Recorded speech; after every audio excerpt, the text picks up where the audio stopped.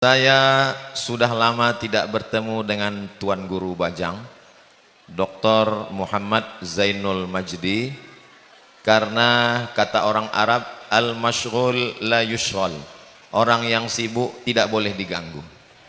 Alhamdulillah bertemunya di pondok pesantren Darul Hikmah. Dar artinya rumah, hikmah artinya ya hikmah. Maka ini adalah tempatnya hikmah, tempat bertemunya semua kebaikan-kebaikan.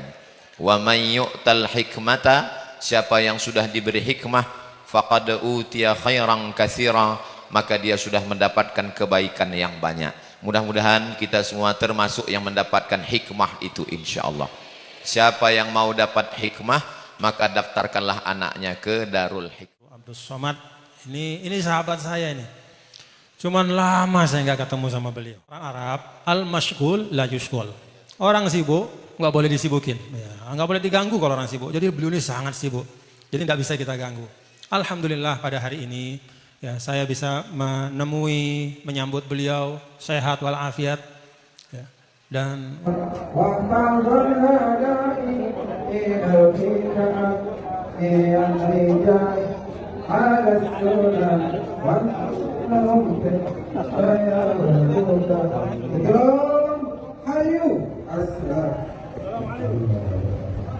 silakan jamaah kami untuk mempersiapkan diri sholat asar berjamaah dan membuat sah karena Al-Mukarram Tuan Guru sudah hadir di tempat kita. Silakan seluruh jamaah.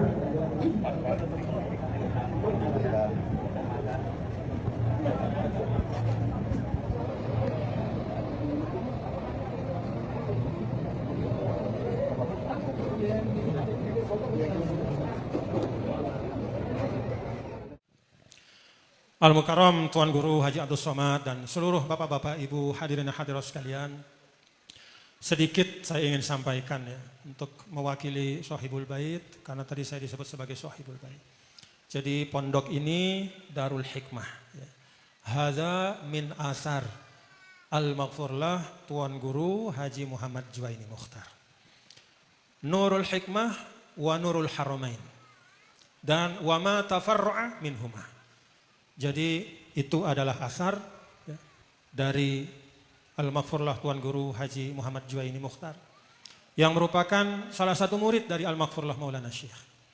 Saya ingat dulu ya, Al-Maghfurlah Maulana Syekh pernah menyampaikan, dan tidak sekali ya, pada saat kami mengaji hari Jumat di Musola Al-Abrar. Waktu itu beliau membaca Ihya Ulumuddin. Di tengah-tengah pengajian, beliau mengabsen, ya, Syekh Abdus Somad. Beliau mengabsen murid-muridnya yang diberikan tugas-tugas yang khusus.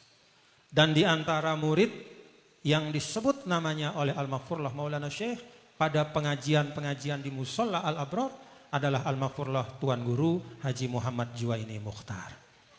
Al-Maghfurlah katakan kutugasan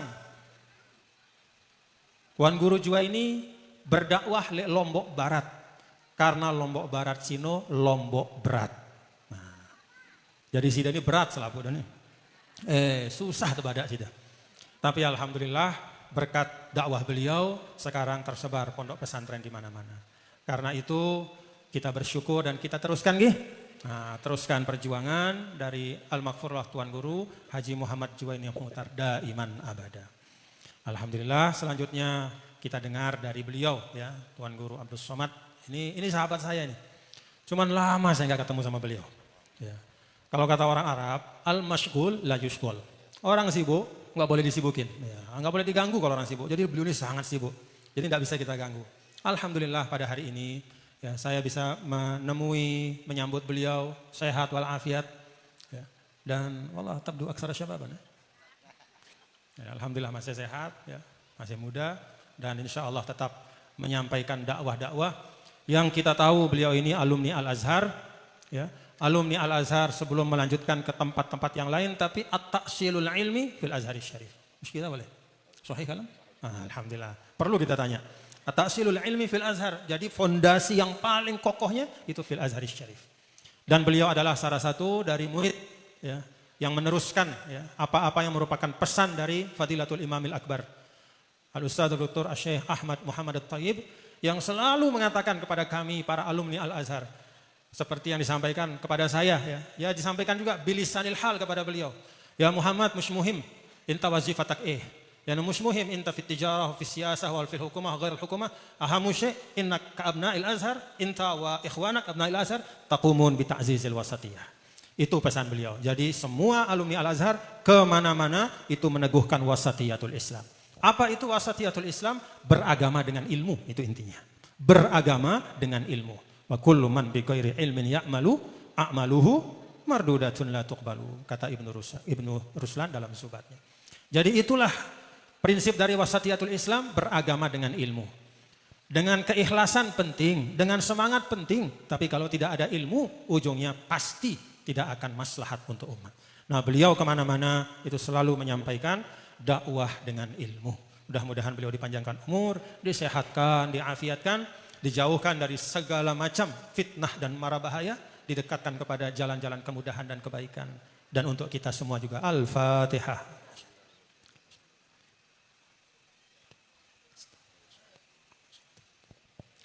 Terakhir, biasanya nih Syekh Abdus Somad ya, kalau kita ngaji itu kita pakai kitab itu. Saya sudah bawa kitab, tapi karena beliau tidak mau di atas, saya ikut di bawah jadinya. Jadi kitabnya kita libur dulu ya. Sebenarnya kita nanti baca tabarukan itu adalah ayat dari surah Yasin untuk mengenang Al-Maghfurlah. Inna nahnu nuhyil mauta wa naktubu ma qaddamu wa atharahum wa kulla syai'in ahsaynahu fi imamin. Nah, sebenarnya kita nanti ngaji dari tafsir Qurtubi nanti belakangan lah ya insyaallah. Atau nanti beliau yang jelaskan.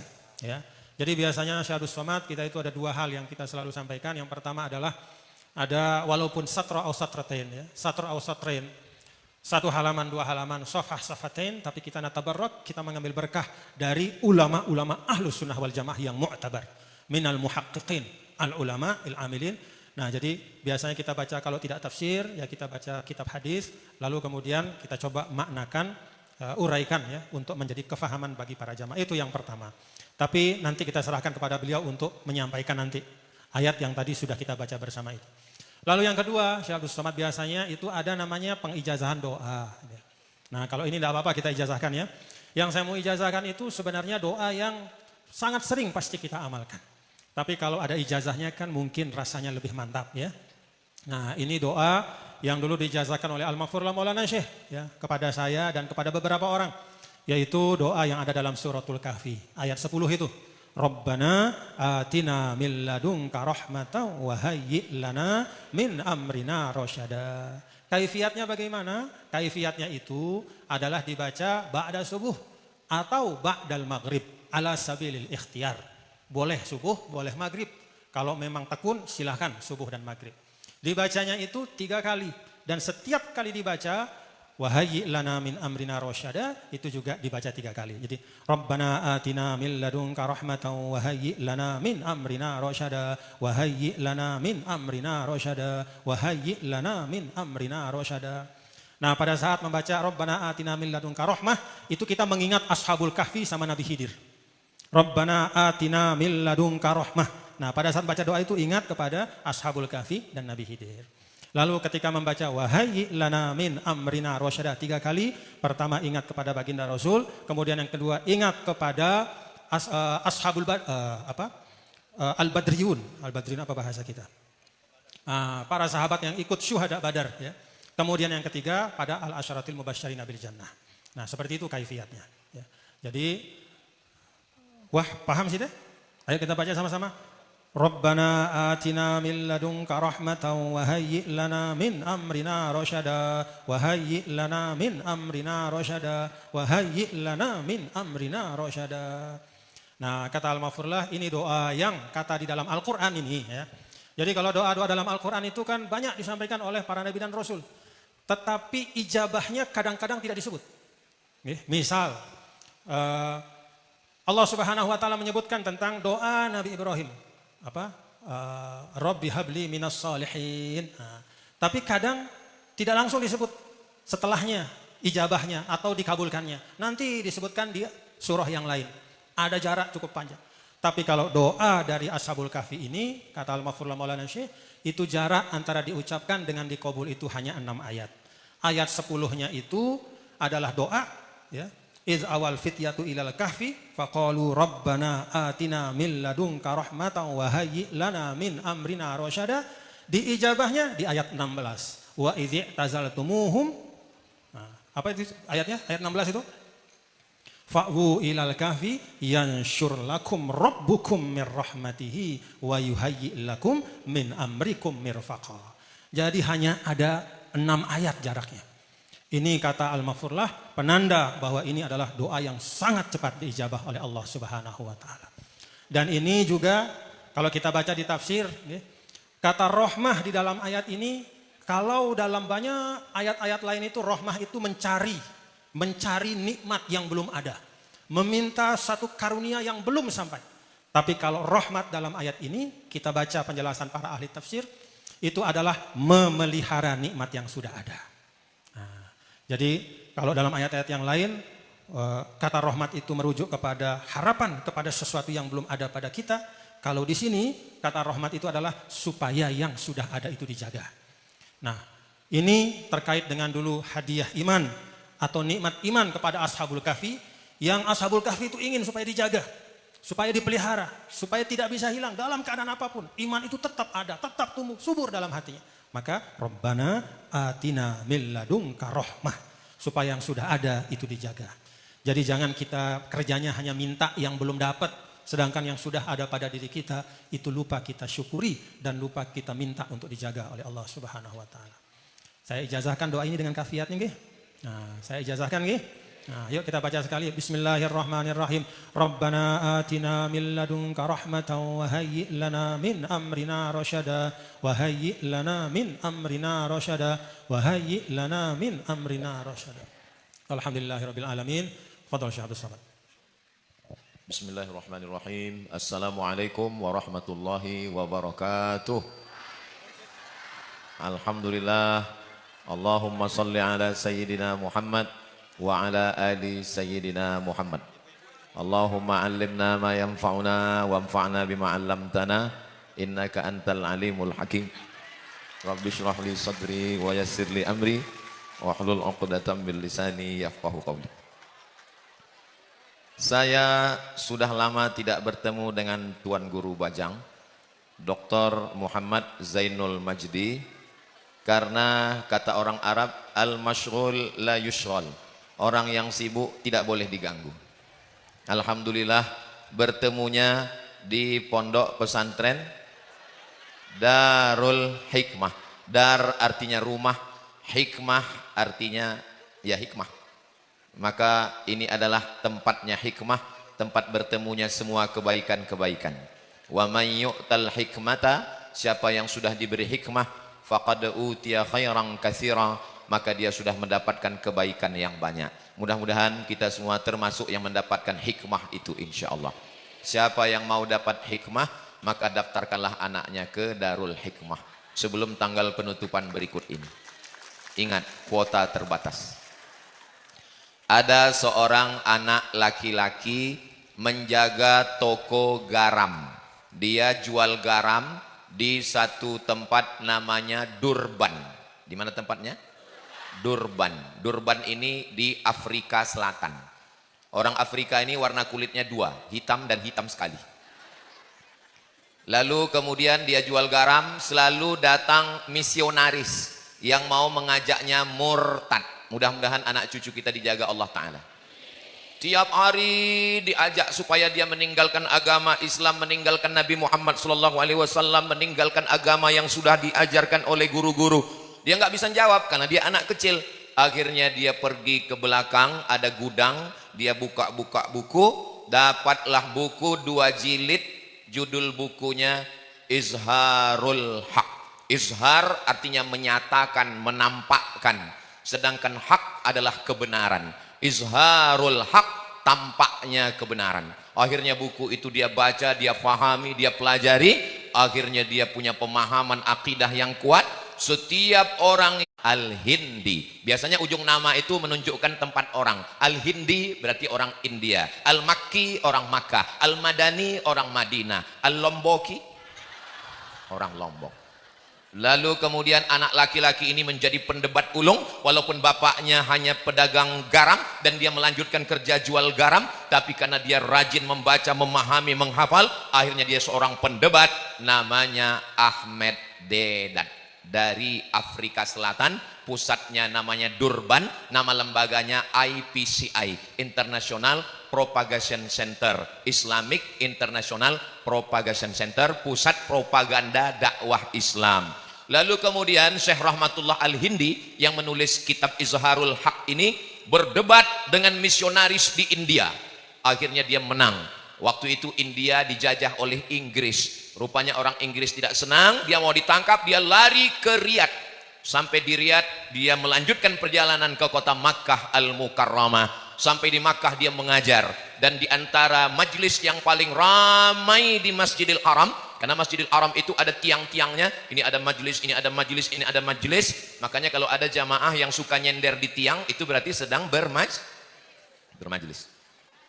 Lalu kemudian majlis yang paling ramai adalah majlis Syekh Rahmatullah Al-Hindi yang menulis kitab Izharul Haq itu. Lalu di antara majelisnya itu ada seorang perempuan. Perempuan itu orang kaya, punya tanah. Perempuan itu namanya Saula. Siapa namanya?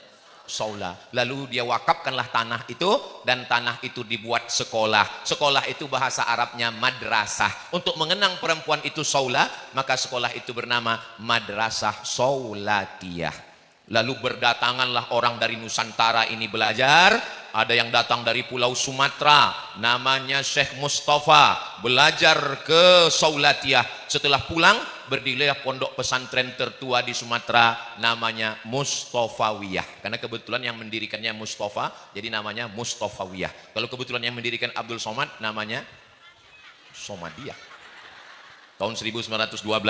Lalu kemudian ada yang datang dari wilayah timur Indonesia, dari Pulau Lombok. Itulah dia Maulana Sayyidi Syekh Zainuddin Abdul Majid rahmatullah alaih. Lalu kemudian setelah beliau pulang, berdirilah satu lembaga besar yang disebut dengan Nahdlatul Watan. Saya kemarin memberikan tausiah di salah satu desa.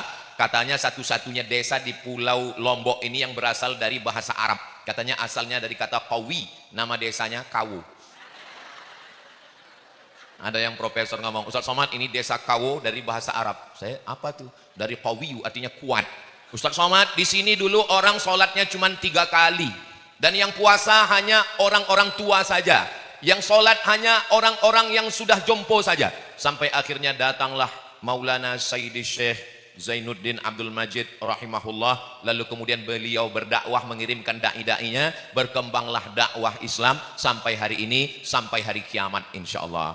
Salah satu murid dari Maulana Syekh adalah, itulah dia Tuan Guru Muhammad Juwaini Mukhtar, yang hari ini haulnya sedang kita peringati. Mudah-mudahan putra-putra tuan-tuan guru beliau, murid-murid beliau, dan semua yang hadir ini mendapatkan barokahnya insyaallah. Amin ya rabbal alamin. Hala yahulu haulan. Haul artinya sudah 1 tahun. Makanya kalau ada orang mau bayar zakat ditanya, ini sudah 1 haul belum? Artinya sudah 1 tahun. 1 tahun, 2 tahun, 3 tahun. Haul sudah memperingati 1 tahun, 2 tahun. Haul itu menurut sebagian orang tidak pernah dilaksanakan Nabi, maka melaksanakan haul itu bid'ah. Jadi kalau haul itu bid'ah, yang melaksanakannya masuk neraka, yang datang masuk neraka, dan yang paling panas nerakanya yang ceramah.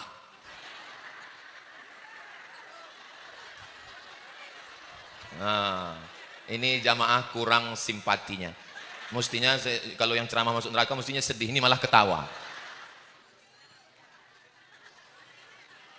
Ada seorang ulama Saudi Arabia namanya Syekh Ibnu Utsaimin. Siapa namanya? Syekh Ibnu Utsaimin. Didirikan satu gedung namanya Museum Ibnu Utsaimin. Di situ ada kacamatanya. Ini kacamata Syekh Ibnu Utsaimin. Di situ ada penanya. Ini pena terakhir Syekh Ibnu Utsaimin. Di situ ada kitabnya. Haul enggak boleh, tapi mendirikan museum Itu sama. Lalu kemudian diperingati namanya Usbu' Muhammad bin Abdul Wahhab. Untuk memperingati Muhammad bin Abdul Wahhab, maka diadakan seminggu berturut-turut menceritakan tentang nasabnya, menceritakan tentang kitabnya, membahas tentang ilmunya. Namanya Usbu' Muhammad bin Abdul Wahhab. Jadi kalau haul nggak boleh, tapi kalau peringatan seminggu boleh. Itu namanya sama seperti orang dikasih makan ikan nggak mau. Ini ikan nggak boleh, saya nggak bisa makan ikan. Tapi kalau ikannya di blender, lalu dikasih tepung, setelah itu dimasukkan dalam cuka, lalu dia makan, yummy. Terus kita kasih tahu, itu kan ikan. Enggak, ini bukan ikan, ini empek-empek kapal selam. Faham? Jelas? Substansi daripada haul itu adalah mengenang ulama. Kalau kita tidak mengenang tuan guru kita, tidak memperingati hari lahirnya, hari wafatnya, ilmunya, pondoknya, nanti anak kita lebih kenal Amitabh Bachchan, Sanjay Dutt daripada para alim dan ulama. Kenapa para ulama-ulama kita di Lombok ini dikenal oleh masyarakat? Kenapa anak-anak kita bisa tahu? Itu barokah dari peringatan haul. Maka kira-kira ke depan haul ini kita teruskan atau kita hentikan? Saya nggak setuju ada haul Pak Ustadz. Oke, kalau kamu nggak mau haul, buatkan museum 10 lantai. Namanya Gedung Tuan Guru Muhammad Juwaini Mukhtar. Yang di dalam ada jubahnya, ada kitabnya, ada kacamatanya, ada penanya, ada gambarnya. Sehingga ketika orang masuk ke dalam, dia sudah melihat biografinya. Kira-kira bagus diperingati pakai haul atau dibuatkan gedung? Dua-duanya. Gedungnya dibuat, tanah masih banyak kosong. Tanah orang. Saudaraku yang dimuliakan Allah Subhanahu wa taala, ke depan guru-guru kita ini tidak hanya diperingati dengan haul, tapi diperingati dengan mendirikan gedung-gedung, ada terowongan waktu. Jadi ketika santri-santri masuk ke terowongan waktu, tapi yang ngomong, yang menjelaskan siapa? Nggak perlu ada Ustadz Somad yang menjelaskan situ. Cukup pakai kris, QRIS. Jadi scan, jadi misalnya ini gambar Tuan Guru. Di pojok gambar Tuan Guru itu ada barcode. Jadi tinggal scan. Begitu di scan langsung keluar suara. Ini adalah tempat kelahiran Tuan Guru Muhammad Juwaini Mukhtar. Beliau dilahirkan, beliau belajar. Ini ijazah sanad beliau, ijazah sanad zikir doanya. Suaranya itu langsung connect ke internet dan channelnya jalan terus. Nama channelnya channel Darul Hikmah Official. Jangan lupa subscribe, like, share, and comment. Sehingga kalau 1, 2, 3, 10 yang nonton, channelnya jalan terus, sehingga berkah dunianya dapat, akhiratnya dapat, masuk ke pondok, murid-murid belajar, ilmu pengetahuan banyak. Kira-kira bagus atau tidak bagus? Man sanna fil islami sunnatan hasanatan. Siapa yang melakukan tradisi yang baik, falahu ajruha, dia akan dapat pahalanya. Wa ajru man amila biha, orang yang melakukan setelahnya, melakukannya terus dilaksanakan tiap tahun, dia dapat pahalanya sampai hari kiamat. Min ghairi an yanqusa min ujurihim syai'un, tidak berkurang sedikit pun pahala mereka. Mudah-mudahan nanti kalau saya meninggal, anak-anak cucu saya membuat haul dan membuatkan museum Abdul Somad. Nanti ada museum Abdul Somad, lalu di situ ada gambar saya bersama TGB pada tanggal 24 Mei di pesantren Darul Hikmah. Sehingga nanti setiap jamaah yang datang melihat, wow, amazing. Pada akhirnya hidup ini hanyalah sepotong kenangan. Maka tinggalkanlah kenangan yang indah-indah. Kira-kira kenangan dengan Tuan Guru indah atau tidak indah? Almar'u ma'aman ahab. Ini masyarakat bisa datang ramai begini, apa ada pembagian sembako? Ada pembagian surat tanah? Semuanya datang karena Allah. Bismillahi tawakkaltu 'alallah, la haula wala quwata illa billah. Lalu selama di acara haul itu apa saja yang dilakukan? Saya dengar tadi, mari kita bacakan solawat yang didapatkan, disusun, ilham, kemuliaan, diijazahkan oleh Tuan Guru, lalu kemudian kita semua ikut membacanya, lalu kemudian dikatakan bahwa ini semua keluarga besar Nahdlatul Watan menghafalnya, mengingatnya, membacanya, mengajarkan kepada anak-anaknya. Tadi kalau Bapak Ibu melihat mulut saya bergerak, saya mencoba ngikuti dari belakang.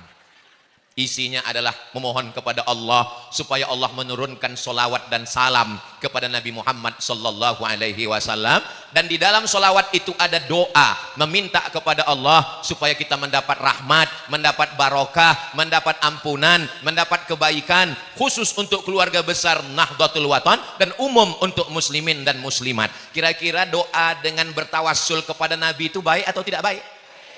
Tapi sebagian orang mengatakan tidak boleh bertawassul menyebut nama Nabi karena Nabi sudah meninggal dunia. Nggak boleh minta kepada orang mati karena orang mati tidak bisa berbuat apa-apa. Betul? Jamaah mulai ragu. Betul apa nggak betul? Abdullah bin Umar kalau dia pulang dari musafir, dia tidak pulang ke rumah menemui istrinya, dia tidak pulang ke rumah menemui anaknya, tapi dia datang ke depan makam Nabi Muhammad sallallahu alaihi wasallam dan mengucapkan assalamu alayka ya Rasulullah, assalamu alayka ya Nabi Allah, assalamu alayka ya Habiballah, assalamu alayka ya khaira khalqillah, assalamu alayka ayuhan nabiyyu wa rahmatullahi wa barakatuh. Pertanyaannya, Nabi itu hidup atau sudah meninggal? Kok udah meninggal kenapa diucapkan salam? Makanya salam itu ada 3. Salam yang pertama wajib dijawab, assalamualaikum warahmatullahi wabarakatuh. Salam yang kedua, salam yang nggak boleh dijawab, salam imam sholat asar tadi, assalamualaikum warahmatullahi, jangan dijawab, waalaikumsalam Pak Imam. Salam yang ketiga, kita belum siap mental untuk menjawab salamnya. Itulah ketika kita lewat di pemakaman, kita ucapkan salam, assalamualaikum ya ahlal kubur. Mereka menjawab atau tidak menjawab? Menjawab. Kalau nggak jawab, ngapain kita mengucapkan salam? Tapi kenapa kita tidak dengar? Karena kita belum punya iman yang kuat untuk mendengar ucapan mereka. Nabi mendengar atau tidak mendengar? Mendengar. Para ulama-ulama, wali-wali Allah mendengar atau tidak mendengar? Mendengar. Allah membuat kita tidak mendengar supaya kita tidak pingsan, supaya kita tidak jadi orang tukang ngomong, tukang cerita. Itu hikmah yang diberikan Allah pada kita. Kita tidak mungkin disuruh mengucapkan salam pada tanah, nggak mungkin mengucapkan salam pada batu nisan, nggak mungkin mengucapkan salam pada tiang. Pastilah kita mengucapkan salam kepada Nabi yang hidup, dan kehidupan Nabi itu khusus, kehidupan alam barzahnya istimewa. Apakah jenazah Nabi dimakan cacing tanah? Jangan kemana-mana, kita lanjutkan setelah yang satu ini. Kalau ada orang yang mengatakan jenazah Nabi itu sudah hancur, dagingnya sudah tinggal tulang, tulangnya sudah berkeping, nggak ada lagi. Ada seorang sultan, raja, namanya Sultan Nuruddin Zangki. Siapa namanya? Nuruddin Zangki. Tolong semua nama yang saya sebutkan ini adik-adik santri catat baik-baik, karena ini akan keluar dalam UAS ujian akhir semester. Suatu malam Sultan Nuruddin Zangki bermimpi. Dalam mimpinya dia melihat ada orang yang akan mencuri jenazah Nabi. Lalu kemudian dia kerahkan kepada semua Satpol PP. Oh, waktu itu belum ada. Dia serahkan kepada tentara-tentara askarnya, tolong periksa rumah-rumah sekitar Masjid Nabawi. Ternyata setelah diperiksa rumah sewa kos-kosan, ada satu rumah yang ada lobangnya, dan lobang itu menuju makam Nabi Muhammad sallallahu alaihi wasallam. Rupanya kamar ini disewa orang Yahudi, mereka ingin mencuri jasad Nabi Muhammad sallallahu alaihi wasallam. Apa pelajaran dari riwayat ini?